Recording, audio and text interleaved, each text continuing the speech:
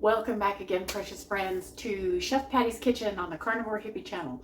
Today I'm going to make you one of my favorite things in the world, which is pork belly. And there was a time when I wouldn't even admit to myself that I loved pork belly, even though I would eat it every chance I got that somebody else was cooking it. I would say, oh yeah, it's fine, it's okay, but I fooled myself. I really love it. And the reason why I couldn't admit to myself that I loved it is because I thought it was dangerous to eat. And now I know it's one of the most health promoting things you can possibly eat, especially if you can get pastured pork. Now I know most of us aren't going to be able to get that, but that doesn't mean you shouldn't go ahead and eat standard raised pork. Eating standard raised American livestock meat is 1,000 times better for you than eating pasta and beans. Okay, so don't let any of that scare you. Anyway, teriyaki. Let me say a bit about teriyaki before we get started. There's the traditional Japanese teriyaki is just 3 things: soy sauce, mirin, and sugar in equal amounts. And that's all it is. Teriyaki means grilled with a shiny glaze. Basically, that's not literally what it means. It means shiny seared, basically. But traditionally, the word teriyaki refers to meat that's been, or vegetables that have been grilled with this glaze that produces a shiny result. The idea of this brown, kind of thick, gloppy, saucy stuff, that's not really even a thing in Japan. That's an Americanized or a westernized version that's been invented by manufacturers to make it easy to sell this stuff and to give the appearance that it's a little bit more mysterious and a little bit more difficult than it actually is to make it at home. But having said that, there's other varieties of teriyaki. They're all inspired by the Japanese version, but the one I'm going to be making today is a riff on a Hawaiian style teriyaki. My husband grew up on Oahu. He's not Hawaiian. He is Haole, but he is what they call Kama'aina. He grew up from the time he was about 2 until the time he was about 22 when he joined the Navy. And so there is a long and illustrious teriyaki, Hawaiian specifically style teriyaki tradition in the islands. And he taught me, or basically he didn't teach me, but he showed me where to look to find a really authentic Hawaiian style teriyaki recipe, because, you know, he was missing it, because nothing that we had in California called teriyaki really came close to what he was used to. So I learned about it and I came up with a couple of riffs of my own.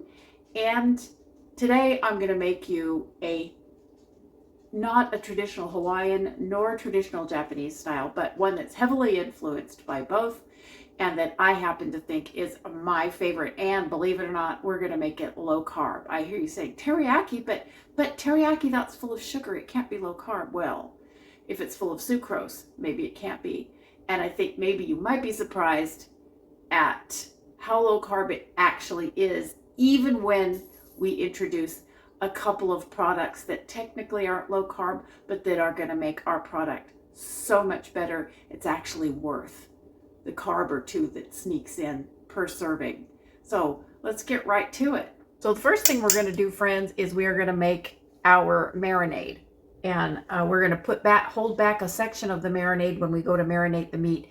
And that's going to be our glaze or our sauce at the end. So right in here in this small saucepan, we have a 1/2 cup of water. And to that, I'm going to add a 1/2 cup of dry white wine. Now, in Japanese teriyaki sauce, you would use mirin, which is a fermented rice, sort of a wine, sweeter than sake. But I don't have access to mirin, and besides which, I have used white wine quite successfully for many years. And this sort of teriyaki sauce even has the blessing of the famous Iron Chef himself, Masaharu Morimoto, who has a restaurant in Napa which is close to where I'm from in California. So this is a Sutter Home Pinot Grigio. It's a dry white wine. It adds a lot of fruitiness. You could use Chardonnay, but I don't care for the oak taste that the Chardonnay brings to the party. If you like it, you do you, boo-boo. So here's our half a cup of dry white wine. That's going to add about 3 or so grams of carbs to our marinade, okay? And we are also going to add a half a cup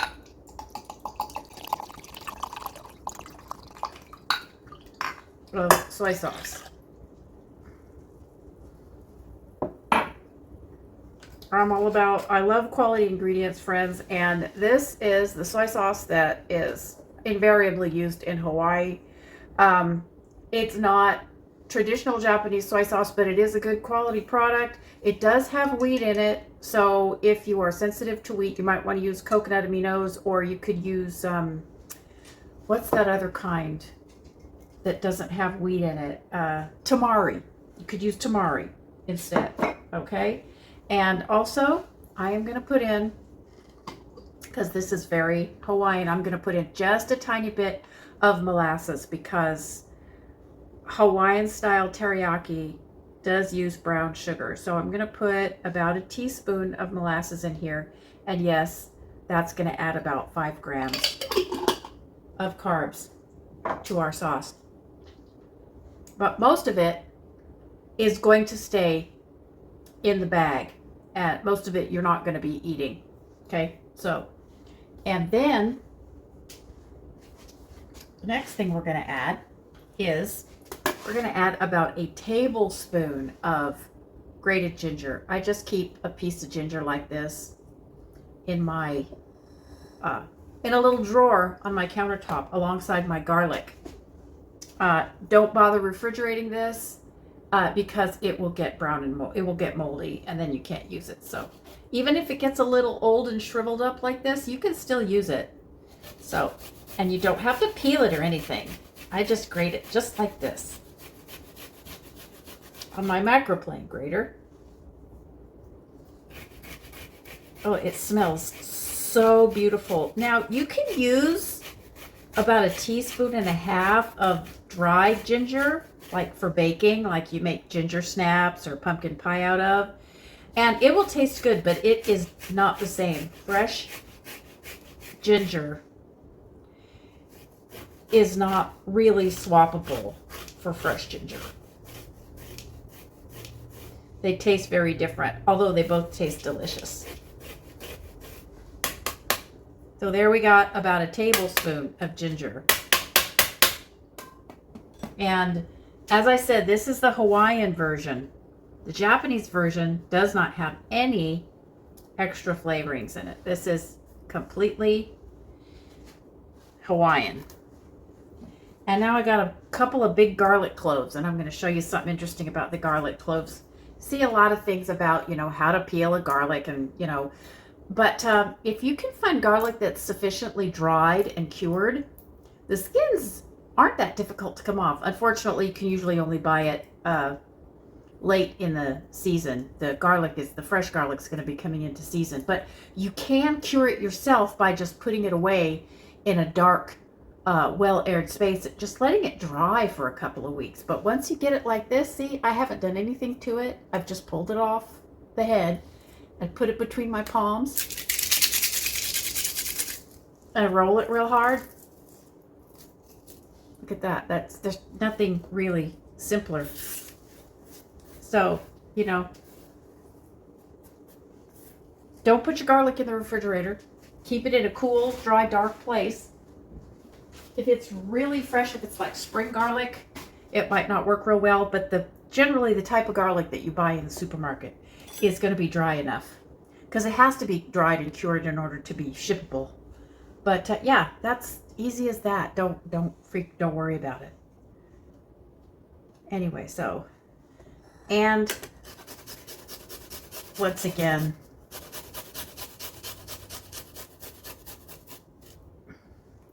I leave the root end on so that I have something to hang on to. a couple of fat cloves of garlic. That's probably about 2 teaspoons. But you can use as much as you want. There we go.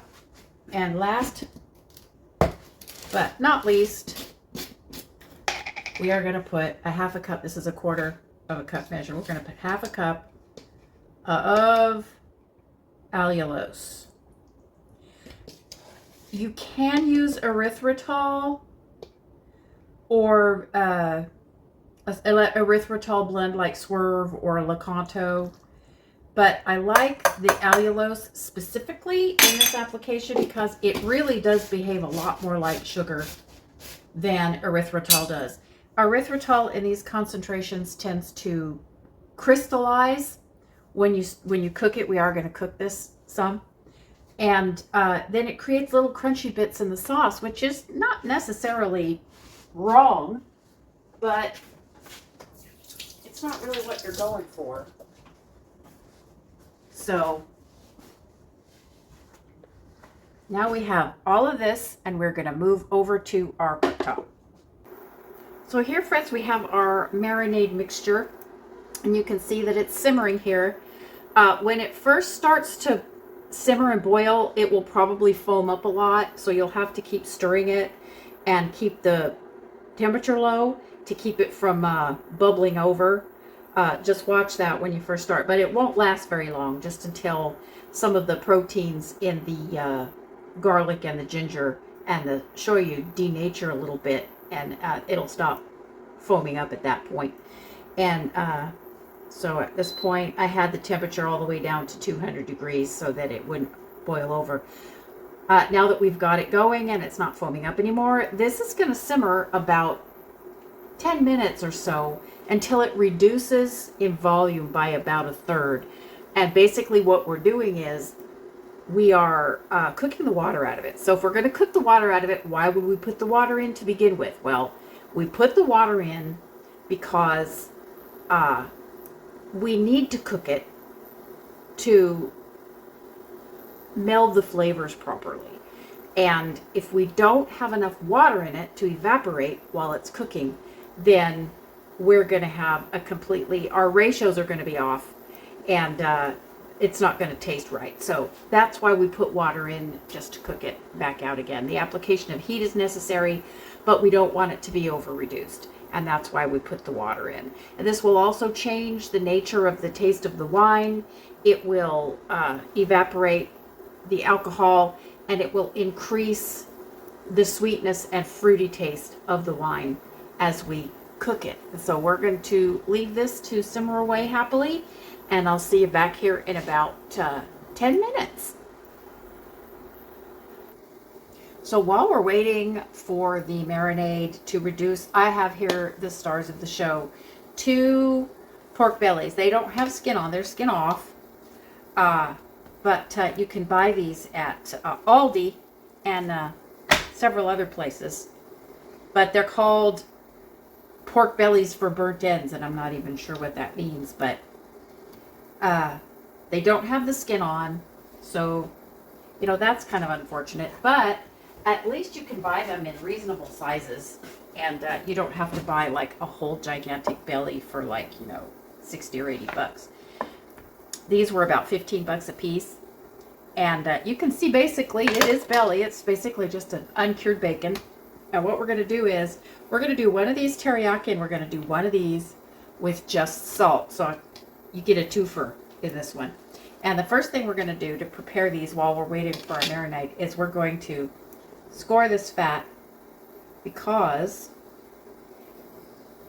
even though we don't have any skin, we can still create crispiness on these. But in order to do that,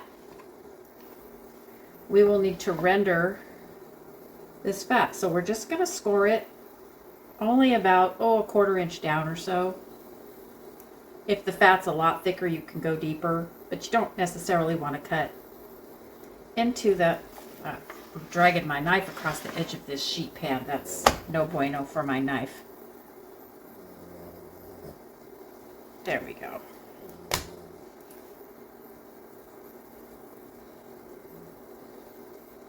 You don't have to do it fancy crosshatch the way I'm doing it. You could just slash it up any way you want to, but you know me, I like cute food. And I just like the way this looks. It's really not that difficult to learn to do it. There you go. I think that looks awesome. So we'll do that again.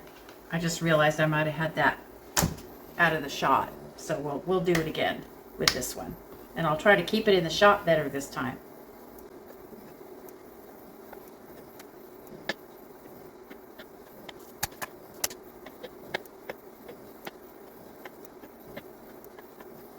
There we go. Beautiful. So here we have our pork bellies. They're all hatched or cross-hatched or scored and ready to go. And what we're going to do is we're going to do this one we're going to do with the teriyaki because it's thinner and the marinade will penetrate better. So we're going to set that one aside. And this one we're just going to do with salt. It's going to be absolutely scrumptiously delicious. If you need clean food and you can't do a bunch of the, fancy stuff like barbecue sauce or marinades or teriyaki, you can do this. There's nothing wrong with just pork and salt. So I like to season with a half a teaspoon per pound of meat, and this is about 2.6 pounds. So we're going to do 1 1/4 teaspoons of salt. And I think I'm going to do it in half teaspoon increments so we can get the salt evenly on both sides. So we're going to just dry brine this. And half of a 1/4 teaspoon for this side. And now we're just going to rub all this in between the little creases and stuff. If you like a little more salt on your meat, you can do up to a teaspoon per pound. Any more than that's going to get pretty dang salty.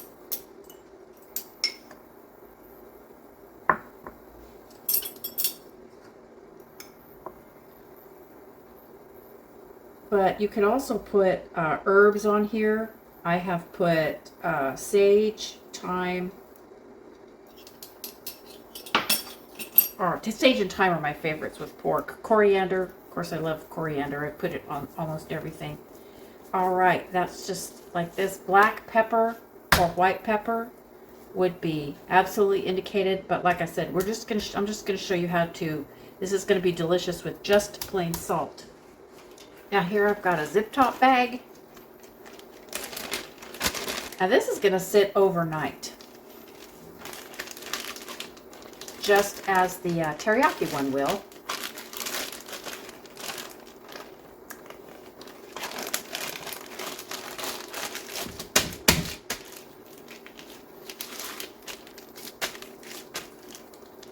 It's going to go night-night in the refrigerator. And our glaze is almost finished, and I'll be back here in just a minute after I clean this board up. So friends, here we have our reduced marinade. You can see it's gone back down to a cup. Well, let me see if I can get this tilted up. See? 8 ounces. So half a cup. The half a cup of water is gone. It's actually reduced a little bit more than a third because the sugar did add a little bit of volume. So we got a cup. And to start with, we're going to reserve about 1/3 of a cup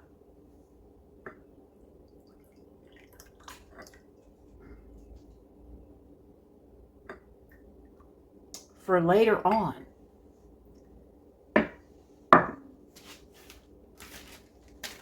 And we're going to take our marinade. This is going to be our glaze and our baste later on when we're cooking it. So this goes in the bag And I'm just going to use about a tablespoon of water to get the rest of the marinade out of the cup. And we're going to take our lovely belly and put it inside of our bag.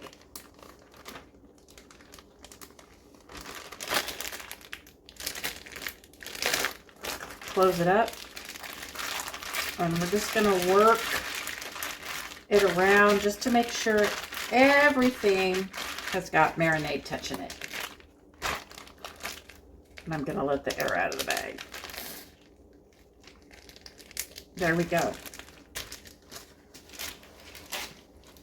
So now we have our two beautiful pork bellies, one just with salt and one with delicious sweet and salty and umami teriyaki. There we go. Now, these have to go night-night in the refrigerator. And I'll see you back here in a sec. Hello again, precious friends. We're back in the morning. Yesterday, we put our lovely pork bellies night-night in the fridge. And here they are. And today, we are going to roast them off, and then we're going to taste them. And you are going to want to try this, I promise. So we've got our oven preheated to 450. You can't see it, but it's preheated to 450. And I have a couple of baking trays, small baking trays, one for each piece of belly. And I have lined them with foil and brushed them liberally with reserved fat from my little dripping jar. Always use high quality fats for your cooking, friends. Do not use any fat that cannot withstand up to 400 degrees at least for a cooking medium. Okay, just don't. So that means almost invariably saturated animal fat or coconut oil or refined avocado oil. Okay. Sorry about that, dry mouth. Anyway, so here we go. We have our pork bellies have cured in the refrigerator overnight, and now we're gonna get them ready for the oven. So here we have belly number one that just had salt, and we're gonna remove it from the bag. It's kind of wet.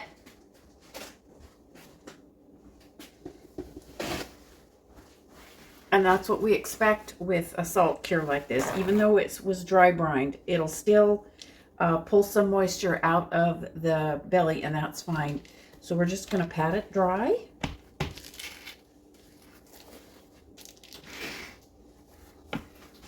With paper towels. And curiously enough, even though we salted it last night, we're going to salt it again on the surface because a lot of that salt has actually migrated down into the mass, into the fat and meat. So we're going to lightly salt it again, just a sprinkling. And this is going to help us create a good crust on the surface, which is going to help with crispiness when we go to brown it.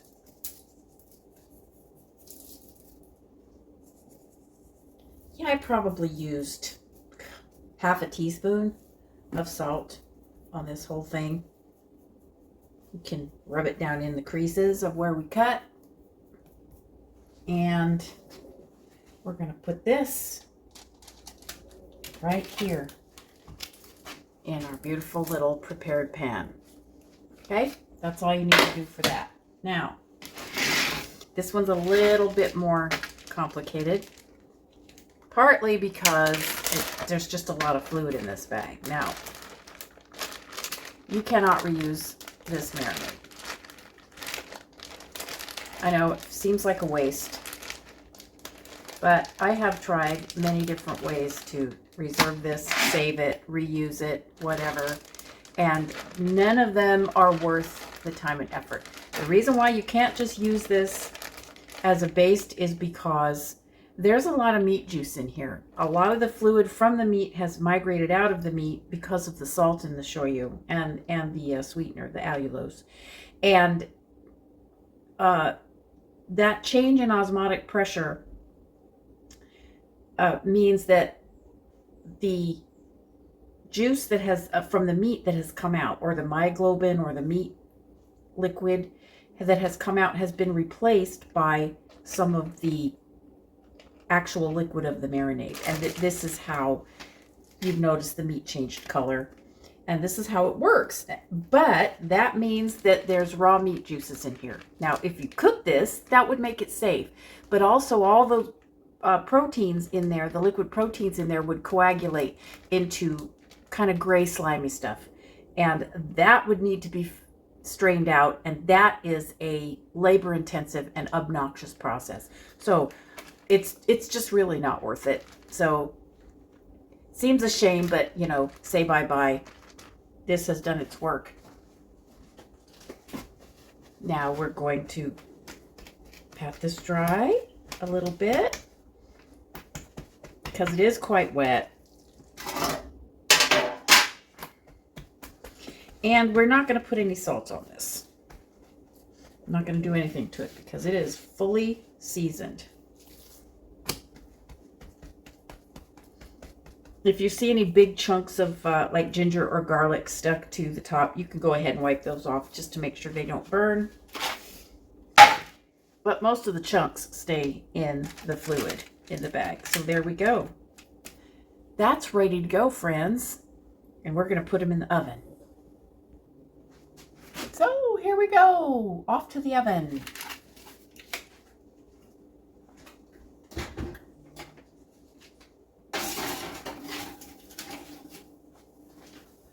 Preheated the oven to 450, and we're going to put them in the center of the oven. There we go. I didn't stack the racks because I wanted both bellies to get equal advantage of the heat coming down from the top. Those fat caps are what we want to crisp up. Because there's no skin, the crispiness and the texture is going to come from the condition of the fat on top. And in order to create the situation that we want, as much heat as possible has to be able to enter that fat from the top down. Okay, that's what's going to create the crispy yet juicy and textural thing that rendered fat becomes. Okay, so that is going to cook at 450 for 35 minutes, and then we're going to change the temperature to 275, and it's going to cook for another 40 minutes to an hour, probably, depending on the size of the belly. There's a lot of belly in there. There's about almost 5 pounds of belly in there, and it's gonna take a little while, so be patient. But patience is a virtue, and it will be rewarded.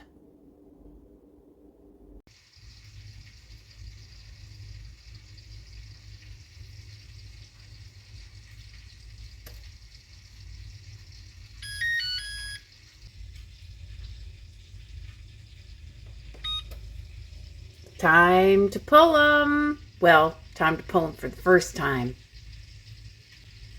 Let's look, friends.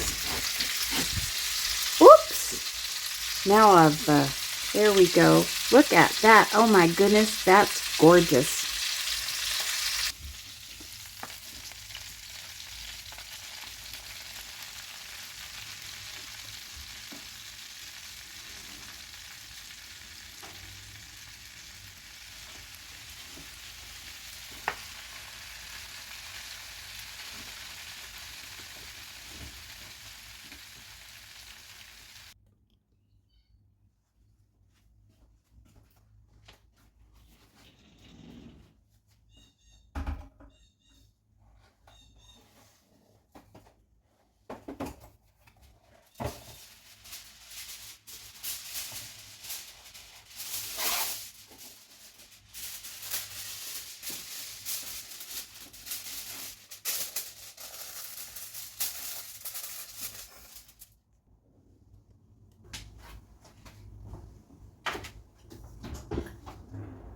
I'm also going to swap the positions of them in the oven.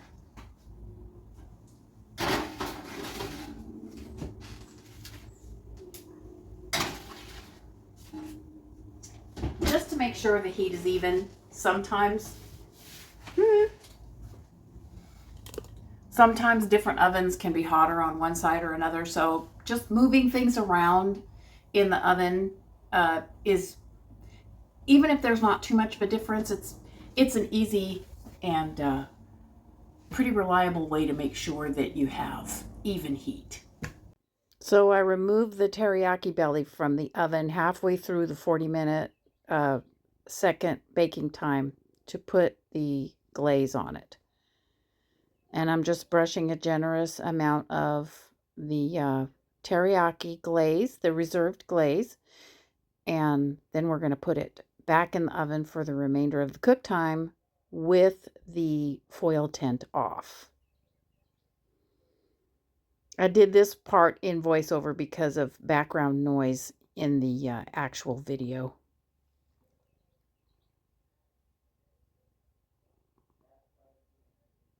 And back in the oven she goes for the remaining 20 minutes.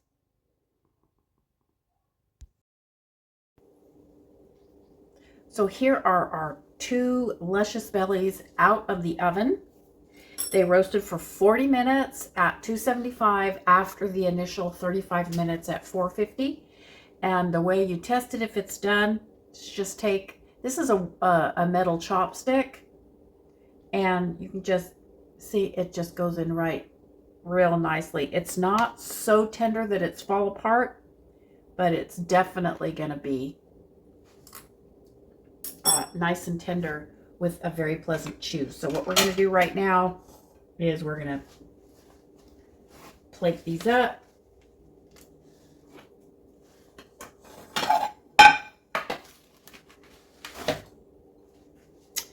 And you'll notice the shininess of the glaze. That is entirely appropriate. That's exactly what you want with a teriyaki.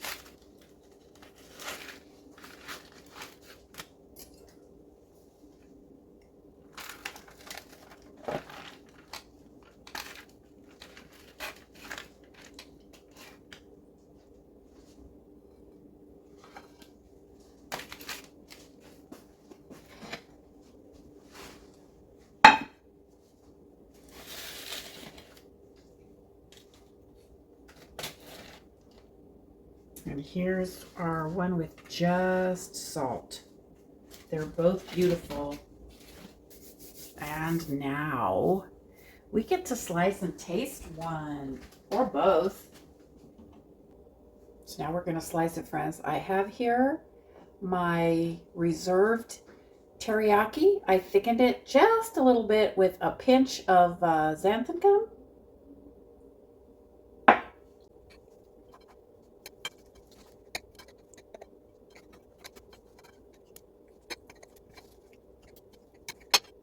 Here we go, friends. Oh my goodness.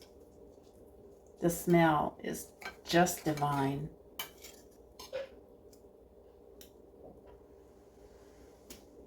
You see this? Look at that.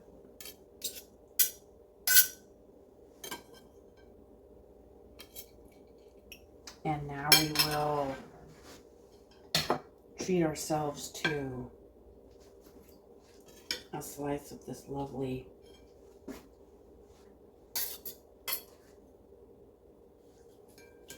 straight up salted.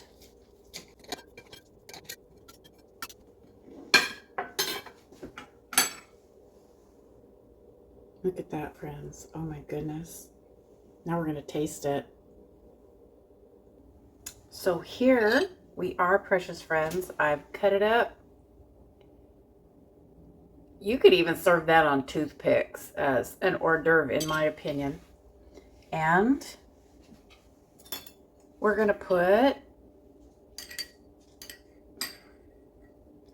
a little tiny drizzle of the teriyaki sauce or the glaze on this meat. You don't need very much. This is very strong stuff, folks. It's not the kind of stuff that you glop out of a bottle by the tablespoon. Just a drizzle will do. And here we go.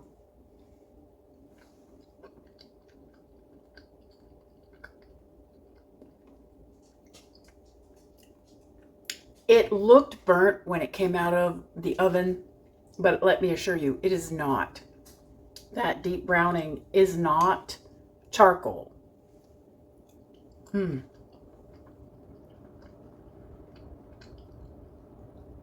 fat is soft and pillowy, crisp on the edges. The meat has a very, very pleasant tooth to it. Not tough at all, but definitely has a chew.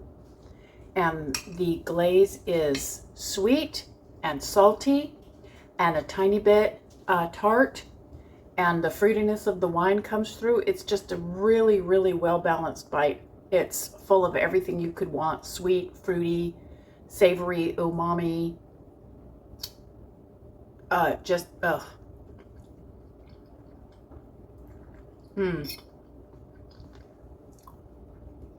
This is why my husband calls pork belly meat candy. And now one of the salt.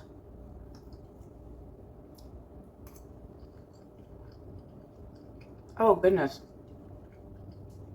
That's even better if it's at all possible. If I didn't love teriyaki so much, I might say that's even better. This is everything that makes a pig fantastic.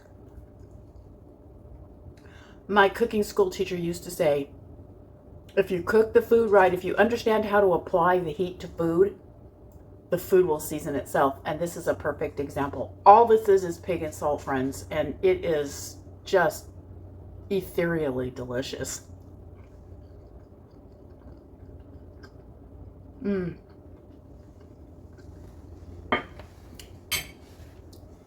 Treat yourself to a pork belly, friends, whether you do it straight up or whether you go the extra step and make yourself some teriyaki. I promise you, you will not be disappointed. Eat your meat. That's it for now, friends. I will see you really soon with another fun thing. I got some really neat things up my sleeve. But for now, I bid you peace, love, and meat. Like, share, subscribe. Join me over on Facebook. And I will see you again real soon.